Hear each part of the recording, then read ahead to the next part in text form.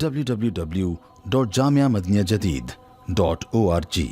WhatsApp group number +92 333 424 9302. الحمدللہ رب العالمین والصلاة والسلام على خیر خلقہ سیدنا و مولانا محمد وآلہ وأصحابہ اجمعین. اما بعد،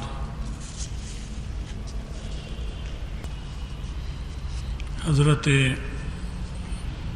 عبداللہ بن عمرو بن عاص رضی اللہ تعالی عنہ یہ روایت فرما رہے ہیں، فرماتے ہیں کہ مجھے رسول اللہ صلی اللہ علیہ وسلم نے فرمایا، یا عبد اللہ الم اخبر انک تصوم النہار وتقوم اللیل. مجھے یہ خبر دی گئی، کیا یہ خبر جو مجھے دی گئی صحیح نہیں ہے کہ تم روزے سے رہتے ہو روزانہ اور رات کو قیام کرتے ہو روزانہ؟ قلت بلا یا رسول اللہ. میں نے عرض کیا کہ کیوں نہیں حضرت، یعنی یہ بات صحیح ہے جو جناب تک پہنچی ہے. ہوا یہ تھا، اور روایتوں میں یہ بات آتی ہے کہ ان کی شادی کرا دی تھی ان کے والد صاحب نے،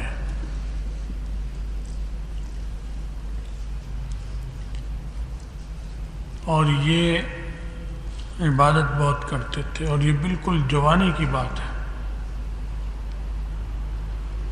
بلکہ شروع جوانی کی.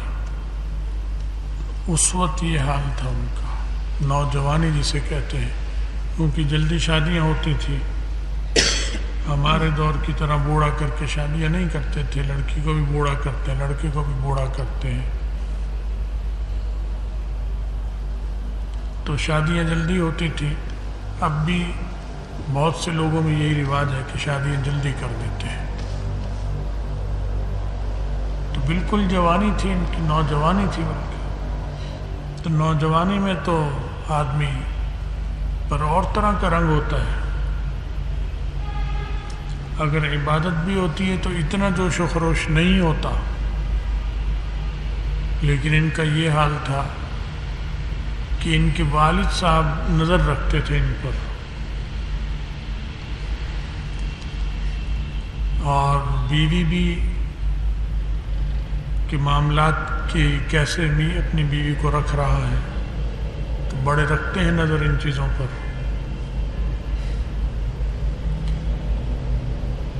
تو انہوں نے محسوس کیا کہ یہ زیادہ وقت عبادت میں رہتا ہے، دن میں تو روزہ ہوتا ہے اس کا، تو روزے میں تو پابندیاں ہوتی ہیں. اور انہوں نے نظر رکھی اتنی گہری کہ انہیں پتہ چل گیا، اندازہ ہو گیا کہ رات بھر عبادت کرتا ہے. یا تو کچھ حصہ عبادت کرے پھر تو ٹھیک ہے. تو بار بار انہوں نے دیکھا ہوگا، بلکہ خود سمجھایا بھی ہوگا، لیکن یہ عبادت میں مشغول رہے. تو ان کے والد نے رسول اللہ صلی اللہ علیہ وسلم سے شکایت کی کہ یہ میرا بیٹا جو ہے اس طرح رہتا ہے، اور مجھے اندازہ یہ ہے کہ یہ اپنی بیوی کی حق تلفی ہو رہی ہے، اس کے جو حقوق ہیں وہ ادا نہیں ہوتے. یا تو شادی نہ ہوتی بس ٹھیک ہے، پھر آدمی چاہے جاگ کر رات گزارے چاہے سو کر عبادت میں. جب شادی ہو گئی ہے تو عورت کے تو حقوق رکھے ہیں ہر ایک نے، اور اسلام نے تو بہت زیادہ، سب سے زیادہ. تو انہوں نے پھر نبی علیہ السلام چونکہ سب کے ہی بڑے تھے، آقا، سردار، پیر و مرشد، تو وہ ان کے بھی تھے اور ان کے بیٹے کے بھی بڑے تھے. تو انہوں نے نبی علیہ السلام کی خدمت یہ بات عرض کی کہ اس طرح سے چیز ہو رہی ہے. تو اس لیے جب سامنا آمنا ہوا یا آپ نے طلب فرمایا ہوگا تو یہی فرمایا کہ مجھے یہ خبر جو دی گئی، کیا یہ خبر نہیں دی گئی مجھے کہ تم ایسے رہتے ہو؟ تو ظاہر ہے انہوں نے مانا کہ ہاں حضرت ایسا ہی ہے میرا معاملہ. نبی علیہ السلام نے سمجھایا ان کو کہ یہ ایسے نہیں کر سکتے، بالکل عبادت چھوڑ دو یہ بھی نہیں کر سکتے، اور صرف عبادت ہی کرو اور کچھ نہ کرو یہ بھی نہیں کر سکتے، بلکہ سب کام کرنے ہیں. اور فرمایا کہ لا تفعل، ایسا نہیں کرو، صم و افطر، کبھی روزہ رکھو کبھی افطار کرو.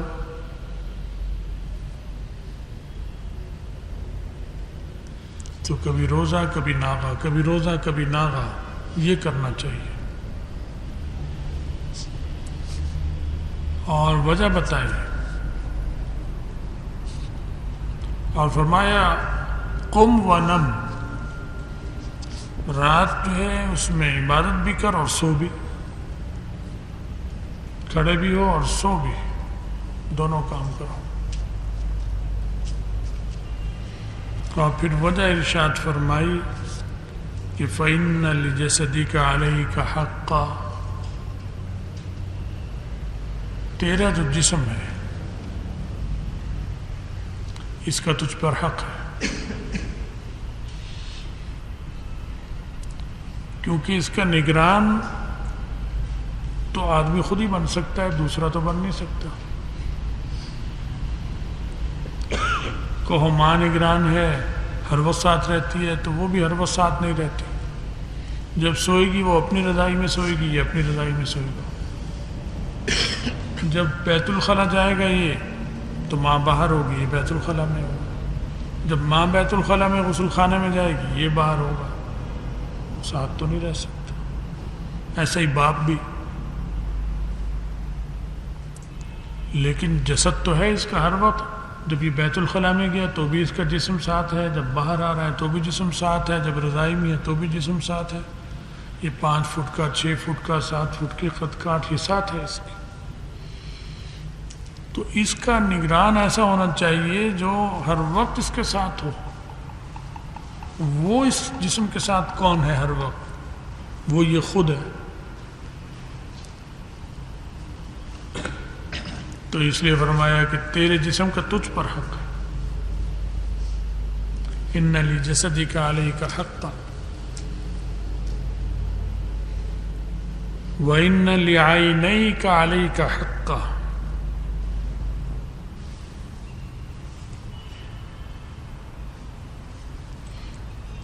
تیری جو 2 آنکھیں ہیں ان کا بھی تجھ پر حق ہے.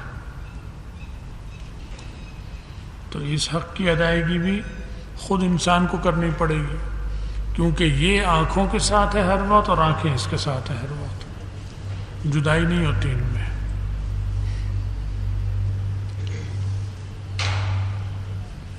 اور فرمایا وَإِنَّ لِزَوْجِكَ عَلَيْكَ حَقًّا، تیری جو بیوی ہے اس کا بھی تجھ پر حق ہے.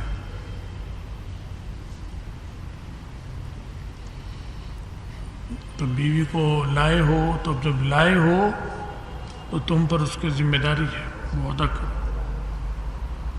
حقوق بتا رہے ہیں. یہی وجہ ہے کہ جو مسلمان ہوتا ہے اور وہ دین تعلیم حاصل کر لے، اگر تعلیم سے مراد اپنا دین اور مذہب جب تک یہ نہیں سیکھے گا وہ جاہل ہے. کیونکہ ہم سکھ کو بھی جاہل کہتے ہیں، ہندو کو بھی، یہودی کو بھی، کیونکہ وہ یہ دین جانتے ہی نہیں ہیں. تو اگر ایک مسلمان نہیں جانے گا تو وہ بھی تو جاہل ہو جائے گا ان کی طرح. ہے تو مسلمان، کافر تو نہیں ہوگا، لیکن جاہل ہے یہ بھی. جیسے وہ جاہل ہے ایسے یہ جاہل ہے، دین سے ناواقف، تھوڑا بہت جانتا ہے بس، باقی جو ساری چیزیں جو ضروری ہیں وہ جانتا ہی نہیں. پاکی ناپاکی نہیں پتہ اسے. لڑکیوں کو ماہواری کا نہیں پتہ، غسل کب ہوتا ہے، کیا طریقہ ہے، لڑکوں کو بھی نہیں پتہ، تو جاہل ہو گئے۔ تو فرمایا تیری بیوی کا بھی تجھ پر حق ہے، تو عورت کا حق بتایا جا رہا ہے۔ اس سے پتہ چل رہا ہے کہ عورت بڑی اہمیت رکھتی اسلام میں۔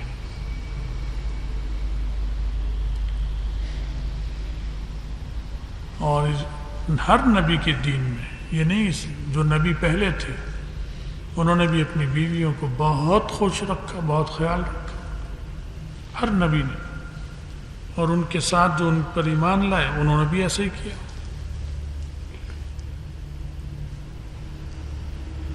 تو اسلام جو ہے دین، اس میں تو عورت اور مرد دونوں کے بغیر معاشرے کا تصور ہی نہیں ہے، اور وہ تبھی ہوگا جب دونوں ایک دوسرے کا خیال رکھیں، حقوق ہے۔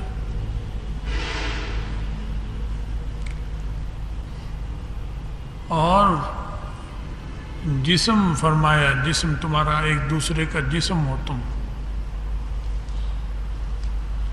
میرا جسم میری مرضی۔ یہ جو واہیات گانے ہیں، واہیات جملے سن بھی رہے ہیں، یہ بے سوچے سمجھے جاہل لوگوں کے ہاتھ میں ایک چیز لگ گئی جو علمی چیز ہے، اس کی تفصیل، اس کی تشریح واقف ہی نہیں ہو، بس لفظ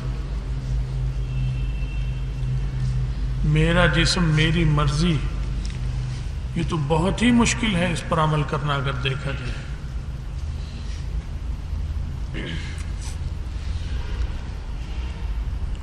اگر اس سے کہیں کہ ٹھیک ہے تمہارا جسم اور تمہاری مرضی، یہ بات ٹھیک ہے، تو سوال ہوگا کہ کیا تمہارا جسم جو ہے اس جسم کی کوئی ماں ہے؟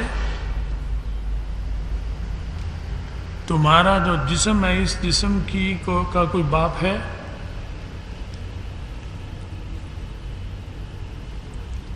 اگر وہ کہے کہ اس جسم کا نہ کوئی ماں ہے نہ باپ ہے، تو اس کا مطلب ہے پاگل خانے میں ڈالنا چاہیے، پاگل ہے یہ عورت یا مرد جو بھی کہہ رہے ہے، کیونکہ ماں اور باپ کے بغیر تو نہیں آیا، تو یہ پاگل ہے، تو یہ تو کہہ ہی نہیں سکتا، اگر تھوڑی بہت بھی عقل ہے کہے گا ہے۔ تو جب ہے ماں باپ تو 2019 میں تم کیوں پیدا ہوئی؟ جسم تو تمہارا ہے، پیدا بیٹی اس کی ہو باپ کی، اور بیٹی اس عورت کی ہو، اور جنا اس نے تمہیں 2020 میں ہے، کیوں؟ تم 21 میں کیوں نہیں آئی، لائن میں کیوں نہیں لگی تم کہ میں نے 2021 میں آنا ہے، میں نے ابھی نہیں آنا، جب جسم تمہارا ہے۔ اور 2019 میں کیوں نہیں آئی تم؟ جسم تو تمہارا ہے نا۔ اگر کہتی میری شادی، میرے ماں باپ کی شادی نہیں ہوئی تھی، تو اس کا مطلب ہے جسم پھر تمہارا نہیں ہے۔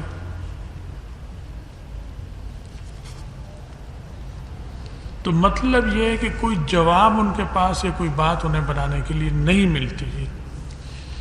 میرا جسم میری مرضی، جس حد تک میرا جسم میری مرضی ہے وہ تو ٹھیک ہے، وہ تو اسلام کہتا ہے، لیکن میرا جسم میری مرضی، تو جب تمہارا جسم تمہاری مرضی، تو تمہاری ماں کا جسم بھی تو اس کی مرضی تھا، اور تمہارے باپ کا جسم بھی اس کی مرضی تھا۔ ان کا تو دل چاہ رہا تھا کہ بیٹا پیدا ہو، تم کیوں مصیبت بن گئی؟ تم کہاں سے آئی؟ تم نے کیوں جنم لیا پھر؟ تو تمہارے اس نعرے کی کہ میرا جسم میری مرضی، یہ تو تمہارا باپ بھی نہیں مان رہا، تمہاری ماں بھی اس کو تسلیم نہیں کرتی، کیونکہ جب ان کا جسم ان کی مرضی تھا تو کیوں آ گئی؟ وہ تو ان لڑکے کے انتظار میں ہے۔ ہر اور ماں باپ کہتے ہیں منڈا ہو جائے، منڈا ہو جائے، دعا کرو لڑکا ہو جائے، تو تم کیوں مسلط ہو گئی؟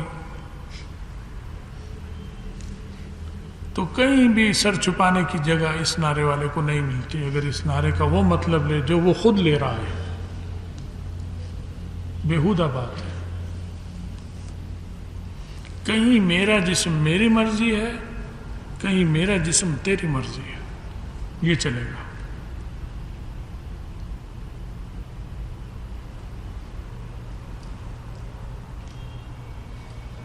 بیوی کی مرضی کے بغیر بہت سے جسمانی عمل مرد نہیں کر سکتا، اور شوہر کی مرضی کے خلاف وہ نہیں کر سکتے، ورنہ وہ شوہر اور بیوی نہیں بن سکتے۔ شوہر بیوی ہوں گے تو یہ خود بخود ہوگا۔ تو اسلام میں تو دونوں چیزیں ہیں، میرا جسم میری مرضی بھی ہے، اس کی حدود ہیں، اور میرا جسم تیری مرضی بھی ہے، اور تیرا جسم میری مرضی بھی ہے۔ یہ سارے چلیں گے، میرا جسم میری مرضی، میرا جسم تیری مرضی، اور تیرا جسم میری مرضی۔ یہ تینوں نام ہمارے ہیں لیکن اپنی اپنی حدود میں سب چلیں گے۔ تو اسلام تو ایک شعور، بیدار، معقول مذہب ہے، اس لیے میرا جسم میری مرضی بھی اسلام لے گا، میرا جسم تیری مرضی بھی لے گا، اور تیرا جسم میری مرضی بھی لے گا، لیکن بڑے پاکیزہ دائروں میں، پاکیزہ دائرہ، باؤل کتے کی طرح نہیں، اس کا کوئی دائرہ ہی نہیں ہوتا، جانوروں کی طرح نہیں۔ تو خیر نبی علیہ الصلوۃ والسلام نے فرمایا نہیں، تمہاری بیوی کا بھی تم پر حق ہے، وَإِنَّ لِزَوْرِكَ عَلَيْكَ حَقًّا، جو تم پر مہمان آنے والا ہے تمہارا، اس کا بھی تم پر حق ہے۔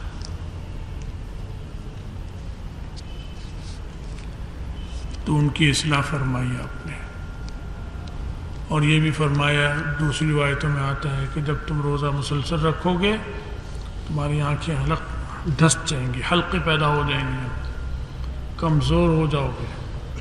صوم داؤدی رکھو، اگر رکھنا ہے زیادہ سے زیادہ تو وہ رکھو کہ ایک دن روزہ، ایک دن افطار، ایک دن روزہ، ایک دن۔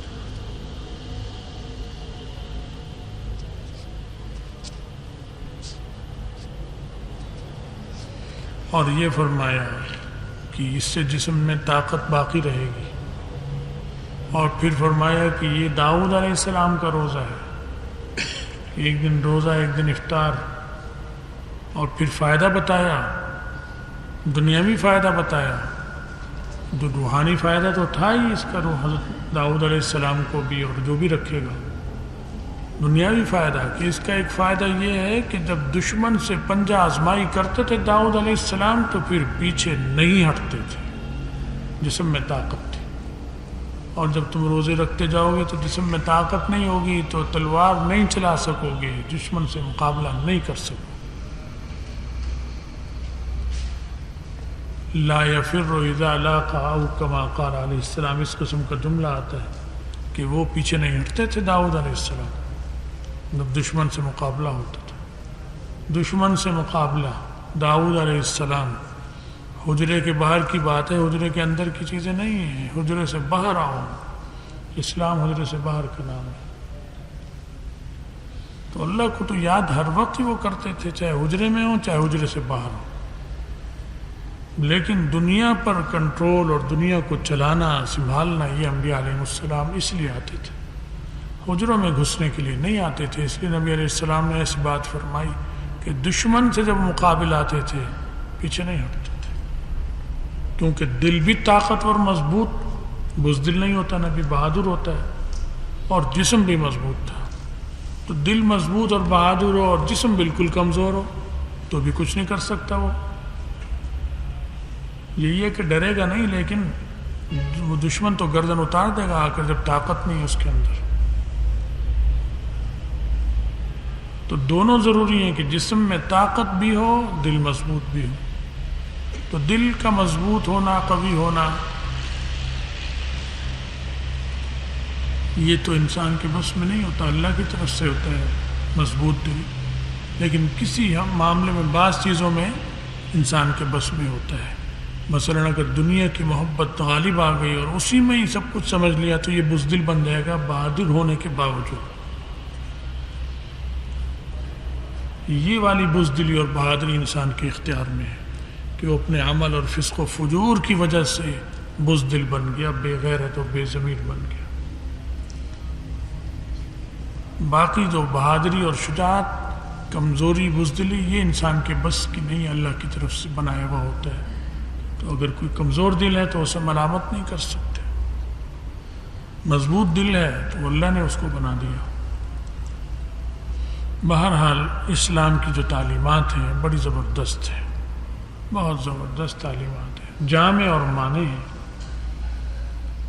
اللہ تعالی ہمیں اسلام پر استقامت اور مضبوطی عطا فرمائے، اور اللہ دین کی اور مسلمانوں کی پورے امت کی حفاظت فرمائے۔ پوری دنیا میں فتنے اندرونی بیرونی ہر قسم کے سر اٹھا رہے ہیں، چڑھتے چلے آ رہے ہیں، اللہ ثابت قدمی عطا فرمائے، سکینہ نازل فرمائے۔ اور ہندوستان میں بھی حالات خراب ہیں، اس کے لیے بھی دعا کرو۔ کشمیر میں، شام میں، ترکی میں، پاکستان میں، اپنے لیے، ملک کے لیے دعائیں کرو اللہ تعالیٰ سے اچھی۔ زیادہ بیان میں اس لیے نہیں کر رہا کہ آپ کے اب امتحانات چل رہے ہیں، شروع ہیں، بس فارغ ہو کر محنت کرو، خوب مطالعہ کرو اور اللہ سے دعا کرو اللہ تمہیں عالم بعمل بنائے اور کامیاب کرے امتحانات میں۔ اللہ ہم سب کا خاتمہ ایمان پر فرمائے اور آخرت میں رسول اللہ صلی اللہ علیہ وسلم کی شفاعت اور ان کے ساتھ نصیب فرمائے۔ وآخر دعوانا الحمدللہ۔